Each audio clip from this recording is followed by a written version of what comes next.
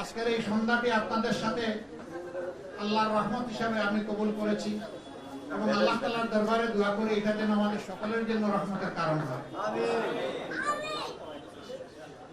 সম্মানী বন্ধুগণ, এক মুরব্বী জুড়ে আমিন বলে আওয়াজ দিয়েছে।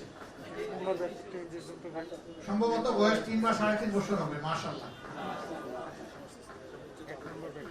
আল্লাহ তাআলা শুকরিয়া আদায় করি আপনাদের মতো সকলের সাথেই আমি যে আল্লাহ তাআলা 17.5 বছরের জ্বালা যন্ত্রণা এই জাতির বুক থেকে আল্লাহ তাআলা মেহেরবানি করে সরিয়ে দিয়েছেন। আলহামদুলিল্লাহ।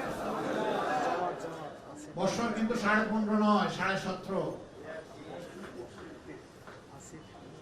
2006 সালের 28 অক্টোবর পল্টন মোড়ে লগি বইটা তাণ্ডব চালিয়ে যে নারকীয় অবস্থার সৃষ্টি করা হয়েছিল তার ধারাবাহিকতা অব্যাহত ছিল আগস্ট মাসের 5 তারিখ পর্যন্ত। সেই সময় যে সরকার এসেছিল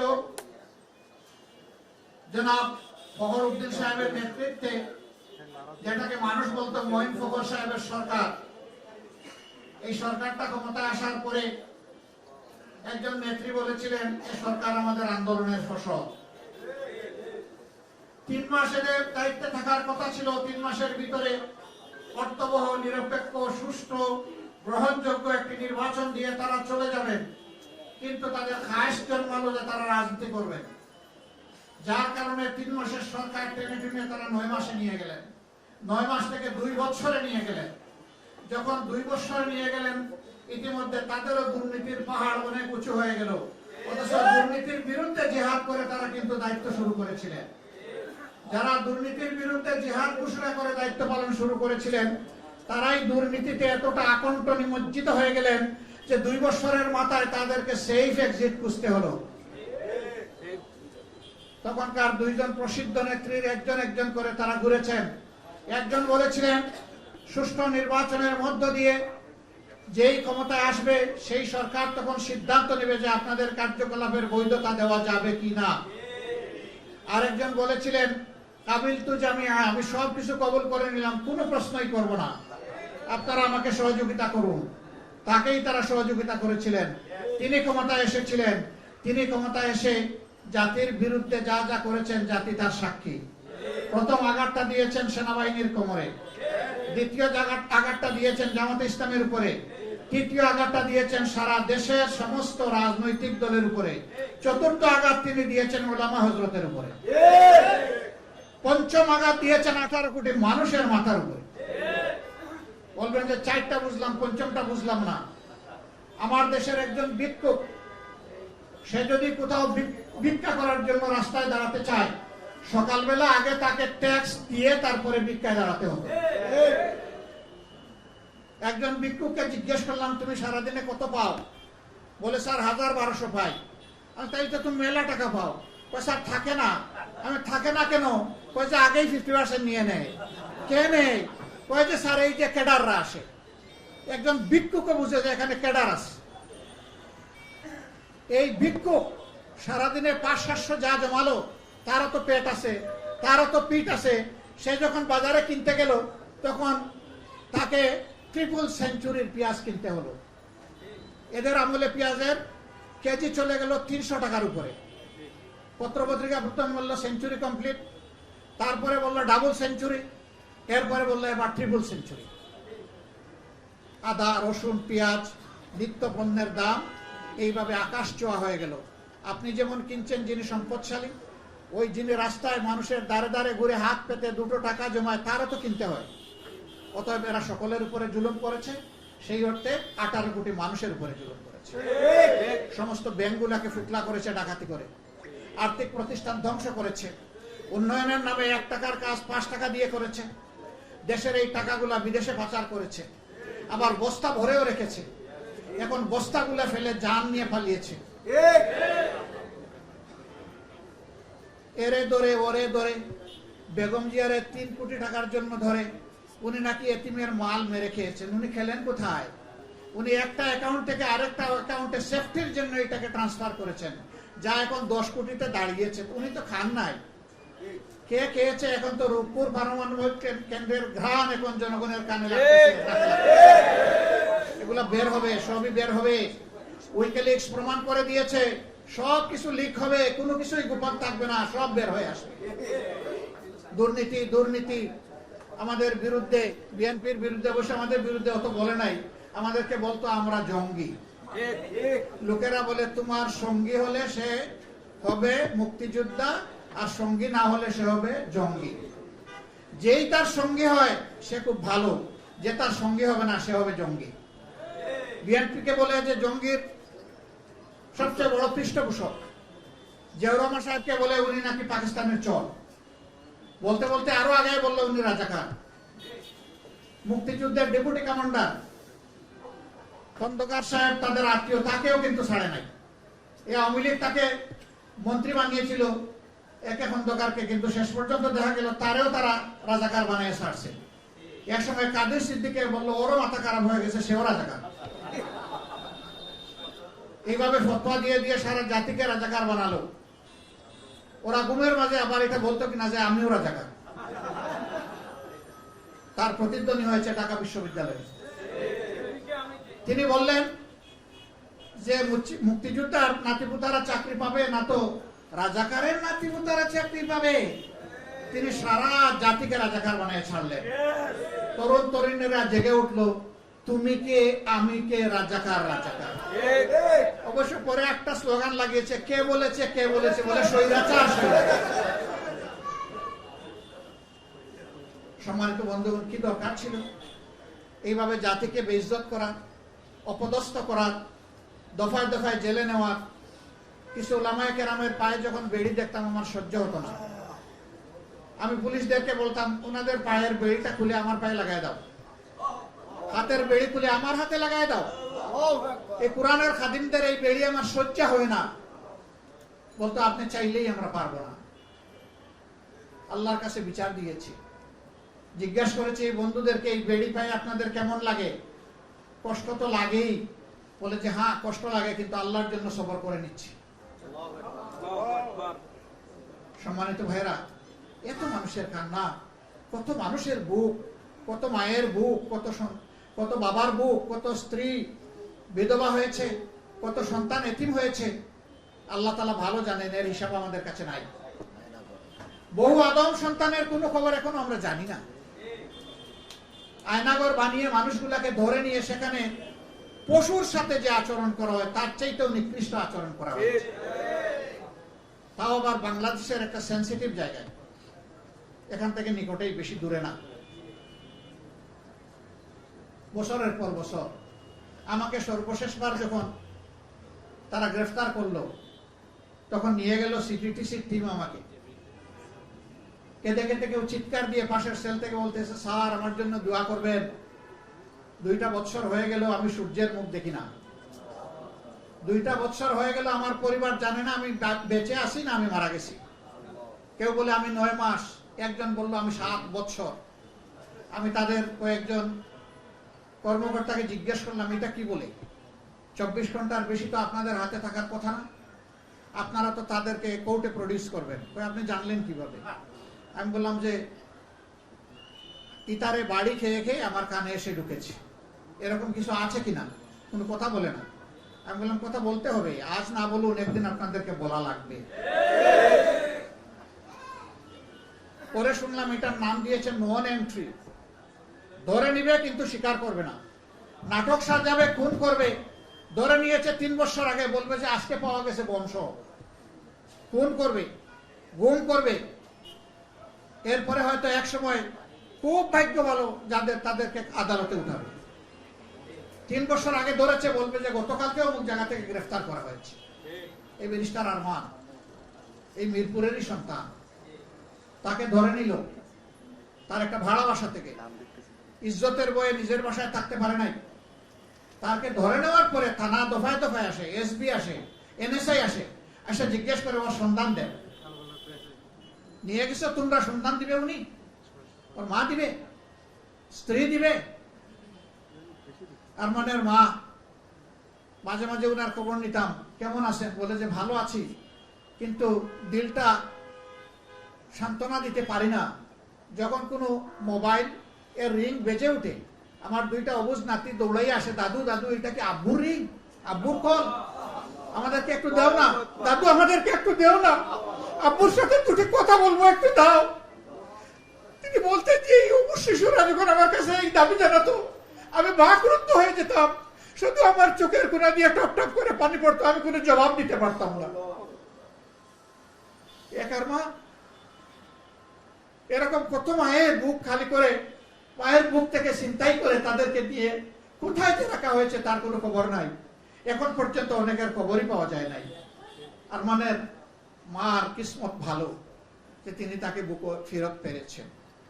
এত লম্বা দাড়ি, কোমর পর্যন্ত চুল, কাটতে দেয় নাই, নখ কাটতে দেয় না, দাড়ি কাটতে দেয় না, চুল কাটতে দেয় না। এজন্য মানে একটা অগাধ জঙ্গলের একটা পশু, তার চাইতেও নিকৃষ্ট আচরণ এদের সাথে করা হয়েছে। একজন খ্যাতিমান চৌকস সামরিক অফিসার, তার চুলটা এখনো রয়ে গেছে লম্বা। আমি জিজ্ঞেস করলাম এটা কাটেন না কেন? ওই যে এটাকে হাসরের দিনে সাক্ষী বানাইতে চাই। এই আচরণ মানুষের সাথে করা হয়েছে। আল্লাহর জমিন কত জুলুম সহ্য করবে? শেষ পর্যন্ত জুলুমের অবসান হয়েছে, আলহামদুলিল্লাহ। এই জুলুমের অবসান এমনি এমনি হয়নি, হাজার প্রাণের বিনিময় হয়েছে। আমাদের অসংখ্য সন্তান সন্ততি গুলিবিদ্ধ হয়ে তারা আক্রান্ত হয়েছে। আমার ধারণা 500-র ঊর্ধ্বে এরা চির জীবনের জন্য অন্ধ হয়ে গেছে। এরা দুনিয়ার আলো দেখবে না। চোখে গুলি, ছড়াগুলি পড়ার কারণে 2 চোখ নষ্ট হয়ে গেছে। যার একটা চোখ নষ্ট হয়েছে সে দুনিয়ার কিছু আলো দেখবে, কিন্তু তার 2টো চোখই চলে গেল, তার কাছ থেকে তো সব আলো কেড়ে নেওয়া হলো। এইভাবে জুলুমে জুলুমে সমস্ত জনপদ ভরে উঠেছিল। আজকে বিভিন্ন জায়গায় গিয়ে দেখি এই সমস্ত ফুল, আমার সহ্য হয় না, বড় কষ্ট হয়, কারণ আমাদের ফুলগুলো তোমাদের থেকে কেড়ে নেওয়া হয়েছে। আমি গিয়েছিলাম রাজশাহীতে, এইরকম একটা শহীদ পরিবারে। এই ছেলেটা রিক্সা চালিয়ে তার সংসার চালাতো। বিয়ে করেছে 1 বছর আগে, তার স্ত্রী 6 মাসের অন্তঃসত্ত্বা। আমি জিজ্ঞেস করলাম, মা তুমি কেমন আছো? বলি আমি আর কেমন থাকবো, আমি যেমন তেমন, আমার পেটে যে সন্তান, হে যখন বাবা দুনিয়া আসবে, আমার এই সন্তানটা কারে বাবা বলে ডাকবে? এর জবাব কে দিবে আমাদেরকে? এইভাবে পাষাণরা আমাদের বুক থেকে আমাদের হাজারো কলিজার টুকরাকে কেড়ে নিয়েছে।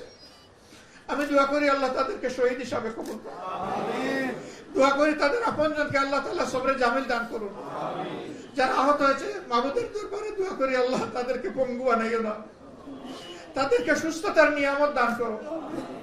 আমাদের প্রিয় সংগঠন দিন রাত ছুটে চলছে তাদের পিছনে, আরো অনেকেই চলছে, আমি সকলের প্রতি কৃতজ্ঞতা জানাই। তাদের একটু কষ্ট লাঘব করা যায় কিনা, অনেকের হাতে আমরা সামান্য একটু সহযোগিতা উপহার তুলে দিতে চাই। চিৎকার দিয়ে বলে আমার এই সহযোগিতার প্রয়োজন নাই, আমার সন্তান পাইলেই আমি শান্তি হইতাম, আমার সন্তান তো পাবো না, এই সহযোগিতা আমার লাগবে না। কি সান্ত্বনা দিব তাদেরকে বলেন? সম্মানিত ভাইরা, এরাও তো এই দেশেরই মানুষ, এরা তো অন্য কোনো জায়গা থেকে আসে নাই, ব্রিটিশ পেনিয়া নয়, পাকিস্তানি দখলদার নয়, এরা তো আমাদেরই অংশ। তারা একই আচরণ করলো এই জাতিটার সাথে। চতুর্দিকে দুর্নীতি, দখল বাণিজ্য, চাঁদাবাজি, ধর্ষণ, লুণ্ঠন, হত্যা, গুম, লালে লাল বাংলাদেশ। বুক ফেটে যায়। ঢাকার 2টা প্রসিদ্ধ মহিলা কলেজ, এগুলোর সাথে কি করা হচ্ছে? আপনারা আজ থেকে 3 বছর আগে এই রিপোর্টগুলো দেখেছেন। এই রিপোর্ট দেখার পরে হৃদয় ভেঙে টুকরা টুকরা হয়ে গিয়েছে। কার মেয়ের সবকিছু শেষ করে দিল এই লম্পটরা। সবগুলা লম্পট। এরা গিয়ে ঢুকেছে আবার জাতীয় সংসদে। এই সংসদ ছিল লম্পটের কারখানা।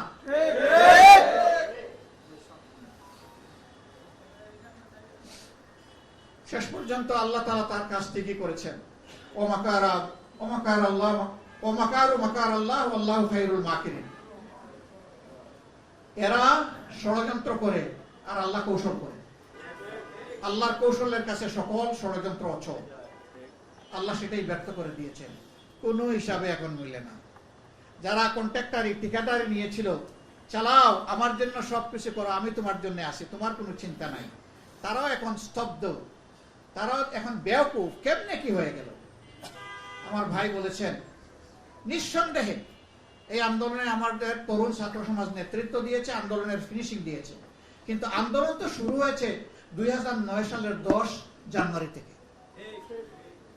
হাজারো রক্ত, হাজারো জীবন, হাজারো কুরবানি, এই আন্দোলন ধাপে ধাপে এসে এখানে উপনীত হয়েছিল। এই আন্দোলনকে সরাসরি নিয়ন্ত্রণ করেছেন আল্লাহ সুবহানাহু ওয়া তাআলা। এখানেই আল্লাহর উলুহিয়ত, এখানেই আল্লাহ চিনার ব্যাপার। সম্মানিত বন্ধুগণ,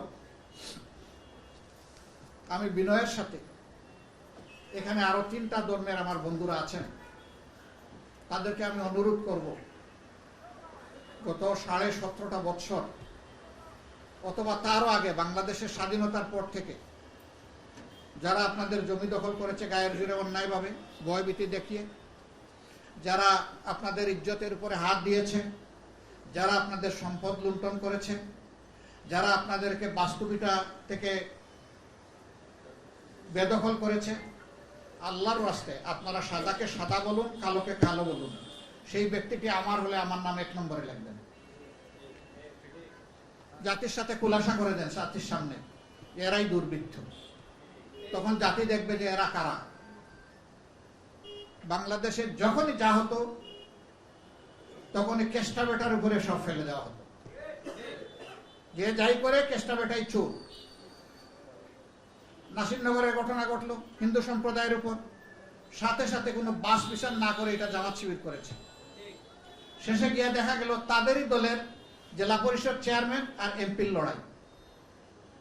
তারাই স্বীকার করলো আমাদের সেখানে কোনো সম্পৃক্ততার প্রশ্নই উঠে না, আমরা এগুলাকে ঘৃণা করি, এর সাথে আমাদের কোথাও কোনো সম্পর্ক নেই। এবং আলহামদুলিল্লাহ আমরা বুকে হাত দিয়ে বলতে পারি যে যদি দুষ্কৃতিকারীদের তালিকায় ভাইয়েরা করেন, কোথাও আমাদের একজন লোকের নামও পাবেন না ইনশাআল্লাহ। কারণ আমরা এই কুশিক্ষা দেই না, আমরা নিজে এই খারাপ কাজ করি না, আমাদের কর্মীদেরকে আমরা এলাও করি না।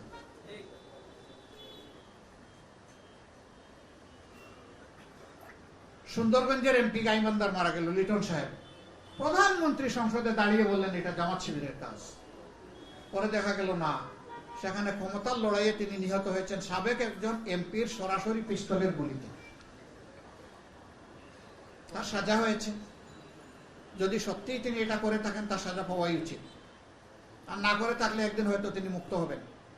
কিন্তু শেষ পর্যন্ত আমাদের কোনো সম্পৃক্ততা পাওয়া গেল না। এর মধ্যে আমাদের 27 জন লোককে ধরে এনে অমানবিক নির্যাতন করা হলো। এই নির্যাতন ফিরিয়ে দিবে কে? এই যে অন্যায় নির্যাতনটা করা হলো, এখন তাদের এই পাওনাটা ফিরিয়ে দিবে কে? এরকম যেখানেই যা ঘটে বাস বিচার না করে আমাদের উপর দেয়।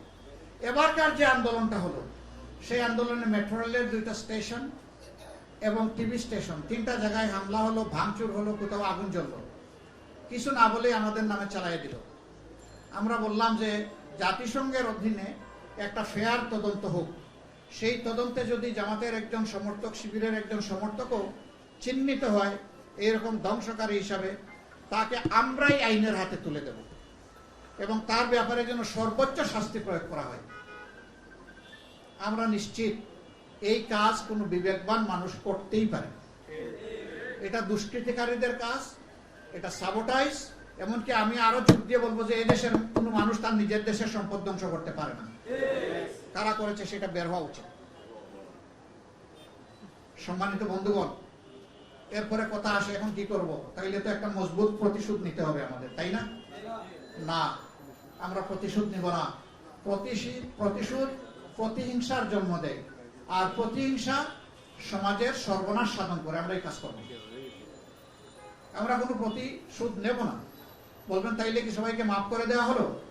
হ্যাঁ, দলগতভাবে আমরা মাফ করে দেব, কিন্তু ব্যক্তিগতভাবে যে অন্যায় করেছে, যে জুলুম করেছে, যে অপরাধ করেছে, তাকে অবশ্যই আইনের আওতায় এনে শাস্তি দিতে হবে। যার ফাঁসি হওয়ার হবে, যার যাবজ্জীবন হওয়ার হবে, যার আমৃত্যু, এর আগে কোনোদিন আমৃত্যু ছিল না, আমাদের নেতৃবৃন্দকে দিয়ে আমৃত্যু শুরু হয়েছে।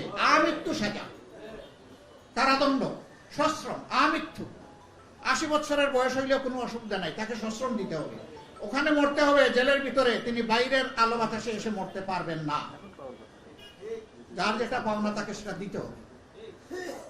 কেন? তারাই তো বলেছেন আইন সকলের জন্য সমান, আইনের ঊর্ধ্বে কেই নয়। তো এখন দেখি তাদের জন্য একটু সমান হোক আগে।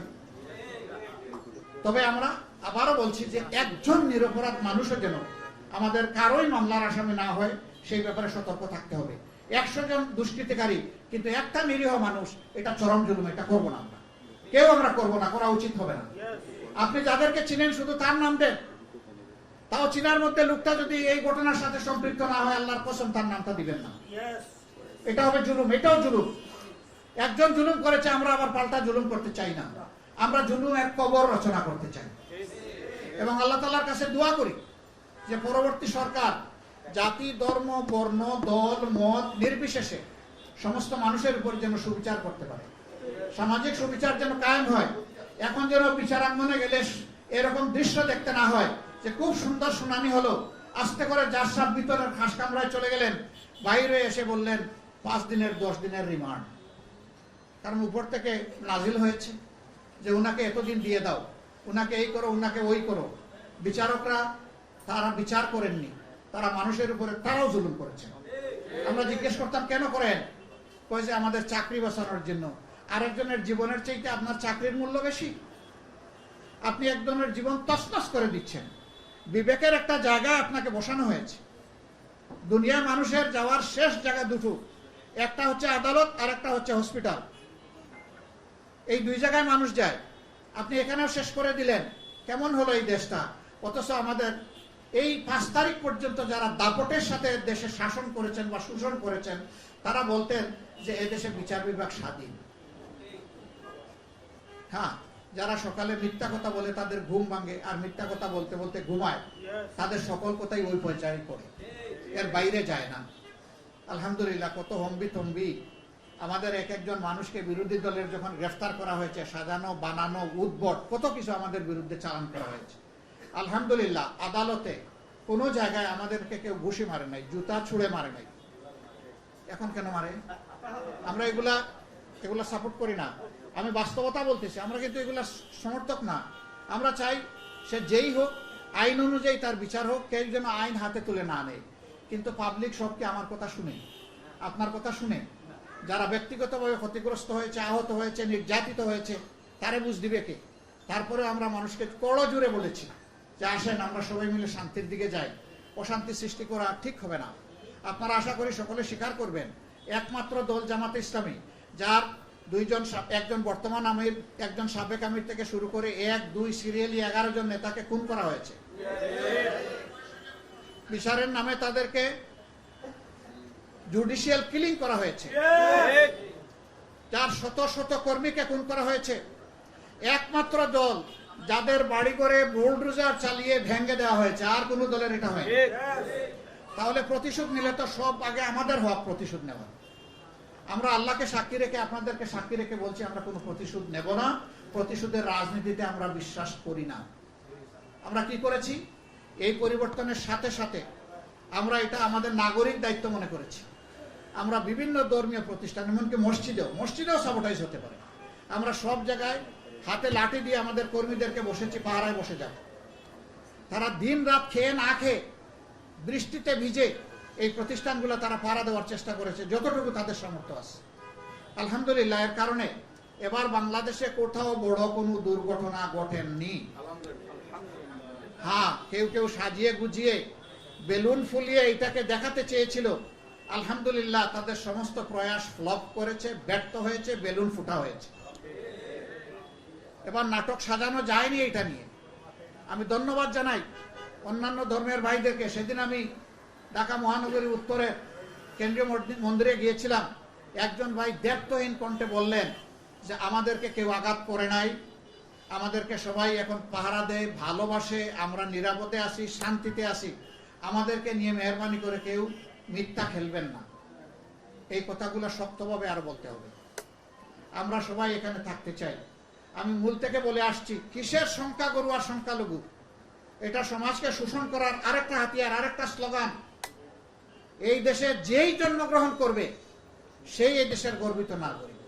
সে একজন নারী হোক অথবা পুরুষ হোক, একজন মুসলিম হোক কিংবা হিন্দু হোক, একজন খ্রিস্টান হোক কিংবা বৌদ্ধ হোক, যেই জন্মগ্রহণ করবে তার ইকুয়াল রাইট এই দেশে এনজয় করা, এটা তাকে এই সংবিধান দিয়েছে, যদি আমরা সংবিধানকে মানি। আর ইসলামের সংবিধান তো আরো সুন্দর, নিরাপত্তা সকলের জন্য নিশ্চিত করেছে। সম্মানিত ভাই ও বন্ধুগণ, আমরা এই জন্য এই স্লোগানটার বিপক্ষে। আমরা কোনো সংখ্যাগুরু সংখ্যালঘু মানি না, মানব না। আমরা সবাই এক, আমরা এক পরিবারের সদস্য। এক পরিবারের 5 জন 5টা মত হইতে পারে, এটাই বাগানের সৌন্দর্য।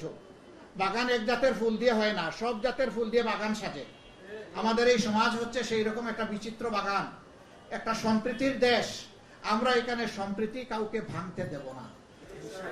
এর জন্য আমাদের সকলের একটা শক্ত অঙ্গীকার দরকার যে যার যার জায়গা থেকে আমরা বিবেকের প্রতিধ্বনি করব। আমরা অন্যায়ের কাছে মাথা নত করব না এবং কোন ষড়যন্ত্রকে আমরা প্রশ্রয় দেব না। তবে হ্যাঁ, এর মাঝে যদি কেউ অন্যায় করে তাকে আমরা ছাড় দেব না। আমরা সকলে মিলে তাকে ধরব, তাকে ধরে যেখানে তাকে পৌঁছাতে হয় সেখানে পৌঁছে দেওয়া হবে। এবং এরপরে এই বিষয়ে সর্বোচ্চ আইনি ব্যবস্থা নেওয়ার জন্য যে মজলুম, যারা ক্ষতিগ্রস্ত হয়েছে, তাদের পক্ষে থেকে আমরা সবাই একসাথে লড়াই করবো ইনশাআল্লাহ। সম্মানিত ভাইয়েরা, এইভাবে যদি আমরা একটা সহনশীল সম্প্রীতির বাংলাদেশ গড়তে পারি, তাহলে আলহামদুলিল্লাহ আমাদের মাথায় বাহির থেকে এসে কেউ কাঁঠাল ভাঙার আর সাহস করবে না। কাঁঠাল ভেঙে আমাদের মাথার উপরে খাবে, সাহস করবে না। আল্লাহ শুকরিয়া আদায় করি, অনেক দেশে পরিবর্তন হয় বিভিন্ন দেশের সরাসরি হস্তক্ষেপে, আর বাংলাদেশের পরিবর্তনটা করেছেন আল্লাহ নিজ হাতের হস্তক্ষেপ। এখানে বাইরের কারো কোনো বাহাদুরি নাই, সম্পৃক্ততা নাই, কলা কৌশল নাই, কারিগরি নাই, কোনো কিছু নাই। স্বয়ং আল্লাহ রাব্বুল আলামিন করেছেন। এখানকার সমস্ত মানুষ, আমি বলেছি মজলুম, আপনারা দেখেছেন। আমি তো কয়েকটার কথা বলেছি। এই যে রংপুরের মৎস্যপল্লীতে তাদের গরু বাছুর পর্যন্ত লুটেও নেওয়া হলো, বাকিগুলা পুড়াই দেওয়া হলো, গড়গুলা সহ। শেষ পর্যন্ত ধরা পড়লো যে যুবলীগের এক নেতা ওই জায়গা জমিগুলা তার পেটের ভিতরে ঢুকানোর জন্য এটা করেছে। অথচ গোটার সাথে সাথে বলল যে মিঠাপুকুরের লোকেরা এসে এই পীরগঞ্জে এটা কাণ্ড ঘটিয়েছে, আর মিঠাপুকুর হলো জামাতে ইসলামের ঘাঁটি। দেখেন যুগবিয়োগ সূত্র কিভাবে মিলায় এত সুন্দর করে। শেষ পর্যন্ত তাদেরই তদন্তে বের হয়ে আসলো যে যুবলীগের একজন নেতার এটা কর্মকাণ্ড। সম্মানিত ভাইরা, আবার বলি, আসুন সাদাকে সাদা বলি, কালোকে কালো বলি। কালোর বিরুদ্ধে দাঁড়াই, সাদার পক্ষ নেই। ইনশাল্লাহ এটা হবে শান্তির বাংলাদেশ, সমৃদ্ধির বাংলাদেশ। রাত অনেক হয়ে গিয়েছে, আমার আরেকটা মিটিং আছে এরপরে। এই জন্যে আমি আপনাদেরকে বিরক্ত করার জন্য ক্ষমা চেয়ে নিচ্ছি। আমার ভাই সেলিমউদ্দিন বলেছেন যে আমাকে ভালোবেসে এসেছেন, আমি বলবো দেশকে ভালোবেসে এসেছেন। আমি আপনাদের কাছে কৃতজ্ঞ, আপনারা আমাদের ডাকে সাড়া দিয়েছেন। ইনশাল্লাহ আগামীতে আপনাদের ডাকে আমরা সাড়া দেব। আমি সকল ধর্মের ভাইদেরকে আশ্বস্ত করেছি, যখনই ডাকবেন তখনই পাবেন, এবং এটা অগ্রাধিকারের ভিত্তিতে আপনাদের পাশে আমাদেরকে পাবেন। আমি আবারও বলছি, সকল ধর্মের ভাইদের পাশে নয়, আমরা সাথে থাকবো। পাশে থাকা মানে একটু গ্যাপ, আমরা সাথে থাকবো, কোনো গ্যাপ নাই, গ্যাপ রাখবো। কিন্তু আমরা ষড়যন্ত্রকারীদেরকে ষড়যন্ত্র সফল হতে দেব না। আমরা ছাত্র ভাইদের প্রতি, তরুণ ভাইদের প্রতি অনুরোধ জানাই, তোমাদের কাছে জাতির ঋণী, কিন্তু এখন তোমাদেরকে মাথা ঠান্ডা করে কাজ করতে হবে। একটা পিলারে লেখা দেখলাম, রক্ত গরম মাথা ঠান্ডা। এরা চমৎকার চমৎকার স্লোগান দেয়। আমি তাই বলবো, এখন রক্ত একটু ঠান্ডা করো, মাথাও ঠান্ডা রাখো, তাহলে জাতি বহুদূর এগিয়ে যাবে ইনশাআল্লাহ। আমাদের বয়স হয়েছে, কবর আর আমাদের দূরত্ব কমে এসেছে। তোমরাই তো আগামীর বাংলাদেশ। এই আগামীর বাংলাদেশকে আমরা কলুষিত বাংলাদেশ হিসাবে, অতীতের কলুষিত বাংলাদেশ হিসাবে আর দেখতে চাই না। এখন একটা ফ্রেশ বাংলাদেশ দেখতে চাই। আল্লাহ তাআলা সেই ফ্রেশ বাংলাদেশটা দেখার তৌফিক আমাদেরকে দান করুন। এখানে যারাই এসেছেন তাদের প্রতি আমি আবারও গভীর কৃতজ্ঞতা জ্ঞাপন করছি। ইসলামী দলের অনেক নেতৃবৃন্দ, তারা একটা প্রত্যাশা ব্যক্ত করেছেন, অন্যান্য ধর্মাবলম্বী নেতৃবৃন্দ যারা এসেছেন তারা একটা সামগ্রিক প্রত্যাশা ব্যক্ত করেছেন। আমরা সকলের প্রত্যাশার মধ্যে কোনো তফাৎ দেখি না, সবগুলা এক স্রোতে এক পথে চলছে। সকলের গন্তব্য হচ্ছে এটি একটি সুখী সমৃদ্ধশালী ন্যায় এবং ইনসাফের সৌধের উপর প্রতিষ্ঠিত বাংলাদেশ হোক। সেই বাংলাদেশ আমরা চাই। আমরা সেই বাংলাদেশের জন্য ঐক্যবদ্ধ হয়ে কাজ করবো ইনশাআল্লাহ। আর এখানে মানে আসন কে কোনটা ইলেকশন করবে না করবে, মাফ করবেন, এটার এখন সময় নয়। এখন জাতিকে পাহারা দেওয়ার সময়, এখন মজলুম মানুষের পাশে দাঁড়ানোর সময়, শহীদ পরিবারের পাশে দাঁড়ানোর সময়, এখন বন্যা কবলিত মানুষের কাছে ছুটে যাওয়ার সময়। আসুন সবাই মিলে সম্মিলিতভাবে জাতীয় ক্রাইসিসগুলো আমরা মোকাবেলা করি। আমরা উপদেষ্টা পরিষদে যারা আছেন তাদেরকে অনুরোধ করব, মেহেরবানি করে আপনারাও এমন কোনো কাজ করবেন না যেটা আবার জুলুমের পর্যায়ে পড়ে। আপনারা এমনভাবে চলুন যাতে আপনাদের উপর জাতি আশা করে যে দায়িত্ব দিয়েছে সেই আশার প্রতি আপনারা শ্রদ্ধা প্রদর্শন করতে পারেন এবং জাতি যেন একটা সুন্দর পথ খুঁজে পায়। আমি তাদের জন্য দোয়া করি, আল্লাহ যেন এই ব্যাপারে তাদেরকে সাহায্য করে। সম্মানিত ভাইরা, সবাইকে কৃতজ্ঞতা ধন্যবাদ জানিয়ে আমার কথা এখানে শেষ করছি। আল্লাহ হাফেজ। বাংলাদেশ জিন্দাবাদ। আসসালামু আলাইকুম ওয়া রাহমাতুল্লাহ। অন্যান্য ধর্মের ভাইদেরকে আমার অন্তরের অন্তঃস্থল থেকে উষ্ণ সম্বর্ধনা।